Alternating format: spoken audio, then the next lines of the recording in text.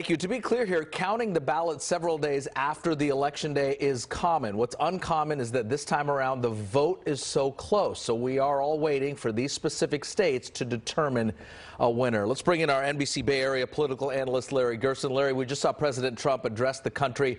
Body language, he looked a bit deflated. What are his real options at this point?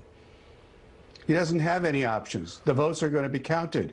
And as they're counted, they'll turn out whatever way. And it looks like at the moment that Pennsylvania is going to go for Biden. Why? Because all those mail-in ballots that the Democrats pushed and that went in were there waiting. Now, by Pennsylvania's law, you've got to count the day of ballots first. Those other ballots were there the same day or before, but they had to wait until Pennsylvania counted the day of voting. And of course, those votes were disproportionately Republican. So the question is, which one wins? The ones of day of or the ones that have been mailed in? Those ones that are mailed in were far more in number. And because of that, as they count the mailed in votes, Biden is catching up and is expected to go ahead. Once he does that, it approaches 270 for the winner, and the winner, it looks like at this point in time, would be Joe Biden. Larry, where are the top Republicans? Mitch McConnell, Ted Cruz, the whole gang. If there is any type of voter fraud, why aren't they joining the president in exposing this? Look, the top Republicans are in a world of hurt. They're in a world of hurt because they know that the president is wrong. You know that the president is not telling the truth. And that yet, that's on the one hand. On the other hand, they can't go ahead and say that because they're still hooked to the president. They're still part of his party, and they've got 3 more months to live with the president.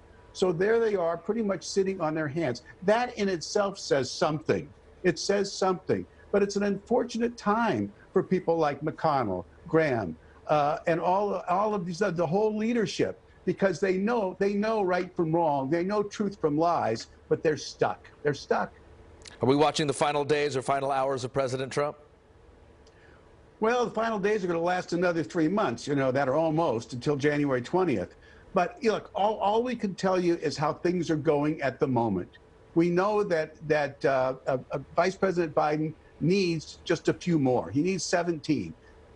Pennsylvania is 20. Now, he could win other ways too, but President Trump must have Pennsylvania as part of his bloc. That's how the numbers work.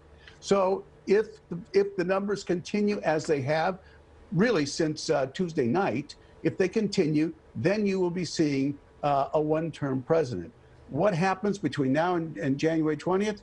You better hold on to your seats because it's likely to be a very rocky 2.5 months. And the last one-term president who lost was George H.W. Bush back in 1988. Thank you, Larry.